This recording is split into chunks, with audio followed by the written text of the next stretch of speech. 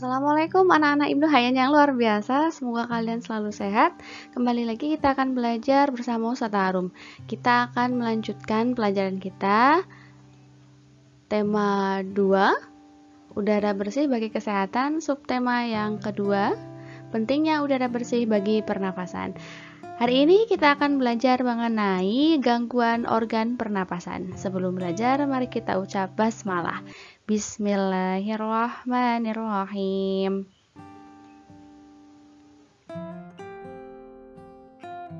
Insya Allah untuk kesempatan kali ini kita akan membahas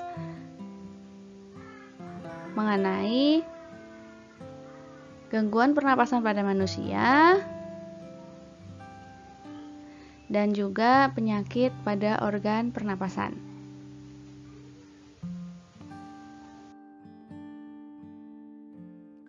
Ketika bernapas, kita menghirup udara untuk mengambil oksigen. Udara bersih banyak mengandung oksigen. Udara bersih merupakan udara yang tidak mengandung zat racun dan bibit penyakit. Apabila udara yang kita hirup adalah udara yang kotor, maka pernapasan kita akan menjadi terganggu.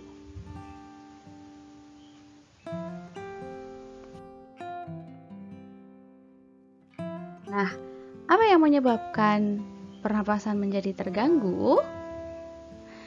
Ada 3 faktor yang dapat mengganggu pernapasan. Yang pertama adalah bibit penyakit. Selanjutnya ada pencemaran udara, kemudian juga bisa disebabkan oleh kelainan fisik.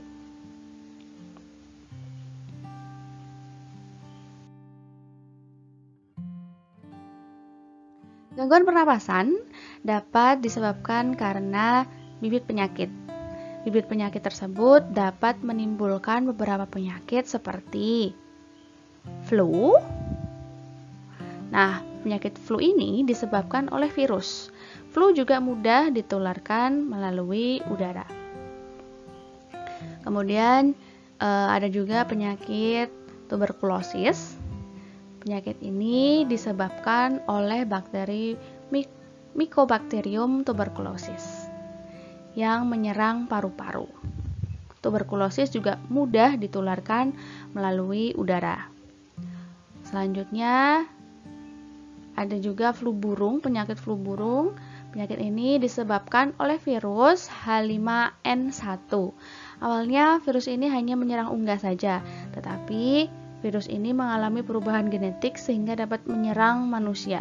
Penyakit ini berbahaya karena dapat menyebabkan kematian. Ada juga penyakit bronkitis.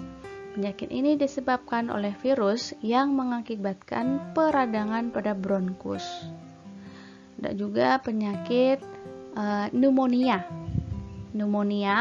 Penyakit pneumonia ini adalah penyakit radang paru-paru yang disebabkan bakteri Diplococcus pneumoniae.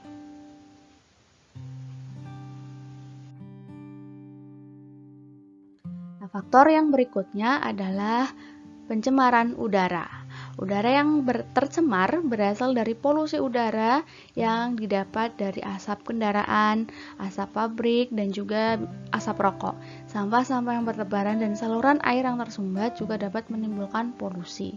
Polusi menyebabkan kualitas udara menjadi buruk dan menimbulkan berbagai penyakit seperti pada penyakit asma. Penyakit asma ini merupakan penyakit yang menimbulkan serangan sesak napas yang berulang. Otot dinding saluran udara berkontraksi seperti kejang menyebabkan saluran udara menyempit sehingga terjadi serangan sesak napas. Alergi udara menyebabkan asma menjadi kambuh. Kemudian ada penyakit yang dinamakan emfisema. Emfisema ini adalah penyakit paru-paru yang ditandai dengan pembengkakan pada paru-paru dan hilangnya elastisitas alveolus. Emfisema ditandai dengan pernapasan pendek dan batuk kronis serta sesak napas. Ada juga kanker paru-paru. Nah, salah satu penyakit yang berbahaya ini adalah kanker paru-paru. Sel-sel kanker pada paru-paru terus tumbuh tidak terkendali. Salah satu pemicu kanker paru-paru adalah kebiasaan merokok. Kebiasaan merokok dapat memicu terjadinya kanker paru-paru dan kerusakan paru-paru.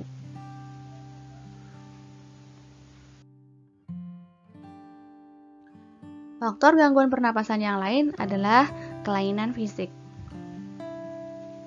Kelainan pada organ pernapasan sejak lahir bisa saja terjadi sehingga membutuhkan alat bantu pernapasan.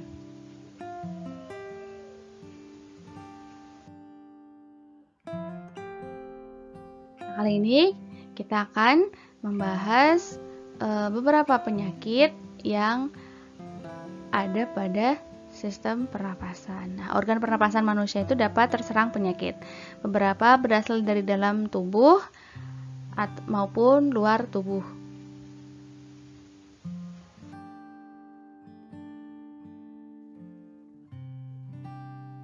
Nah, penyakit-penyakit tersebut yang pertama adalah flu. Flu ini mudah menular melalui udara. Kemudian gejala flu itu seperti demam, bersin-bersin, hidung keluar lendir, sakit kepala, tenggorokan terasa kering dan sakit, penciuman berkurang, badan terasa letih dan nyeri. Kemudian bagaimana menyembuhkannya? Penyembuhannya adalah dengan banyak beristirahat, minum vitamin, makan makanan yang sehat, minum obat sesuai dengan anjuran dokter. Selanjutnya ada asma. Asma itu adalah penyumbatan saluran pernapasan. Nah, asma ini dapat disebabkan oleh debu, udara dingin, alergi, ataupun kelelahan. Gejalanya bagaimana? Gejalanya dada terasa sesak, batuk, napas terasa berat. Kemudian penyembuhannya bisa memberikan inhaler. Inhaler itu adalah berfungsi untuk memasukkan obat ke dalam saluran pernapasan secara langsung dengan cara diisap melalui mulut. Jadi inhaler diletakkan di mulut yang penderita ketika asmanya kambuh. Selanjutnya pneumonia. Penyakit pneumonia ini adalah penyakit radang paru-paru. Pneumonia bisa disebabkan karena infeksi bakteri Streptococcus pneumoniae, virus ataupun jamur. Gejalanya yaitu batuk dengan dahak berdarah, sesak napas, nyeri dada, dan demam tinggi. Penyembuhannya minum obat sesuai dengan resep dokter. Virus corona juga bisa menyebabkan pneumonia kalau virus ini sudah menginfeksi paru-paru. Kita bisa mencegah penyebaran virus corona dengan rajin mencuci tangan, memakai masker, dan menjaga kesehatan kita. Kemudian ada penyakit kanker paru-paru. Penyakit kanker paru-paru ini adalah penyakit karena pertumbuhan sel-sel paru-paru yang tidak terkendali. Penyebabnya apa? Bisa disebabkan oleh zat yang berbahaya di dalam rokok. Itu juga bisa menyebabkan penyakit kanker paru-paru. Gejalanya bagaimana? Gejalanya batuk yang terus-menerus hingga menjadi batuk berdarah, berat badan menurun, dan juga nyeri di dada. Pengobatannya dilakukan dengan kemoterapi dan radioterapi. Nah, untuk selanjutnya kalian bisa baca buku pena kalian halaman 104, 105, dan 116. Itu juga ada keterangan mengenai penyakit pada organ pernapasan.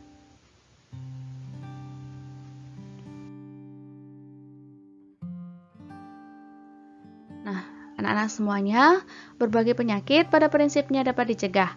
Di antaranya dengan cara menjaga kebersihan, menjaga pola hidup sehat. Sudahkah kalian menjaga pola hidup sehat kalian? Nah, kemudian penyakit juga ada obatnya. Rasulullah bersabda, Tidaklah Allah menurunkan penyakit kecuali Dia juga yang menurunkan penawarnya. Hadis riwayat Bukhari. Jika Allah memberi ujian berupa sakit, maka kewajiban kita untuk melakukan usaha atau ikhtiar yaitu mengobati. Kita harus bersikap sabar, optimis, dan terus bersemangat mengupayakan kesembuhan sambil terus berdoa dan bertawakal kepada Allah.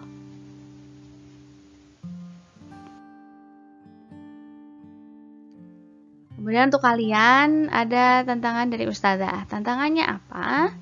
Tuliskan 3 penyakit pada organ pernapasan. Tuliskan juga gejalanya dan juga cara pengobatannya.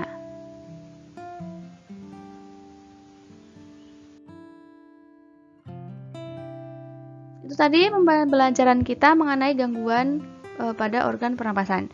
Jangan lupa tantangan dari Ustazah kalian selesaikan ya. Kita ucap hamdalah. Alhamdulillahirabbil alamin. Terima kasih. Selalu jaga kesehatan. Wassalamualaikum warahmatullahi wabarakatuh.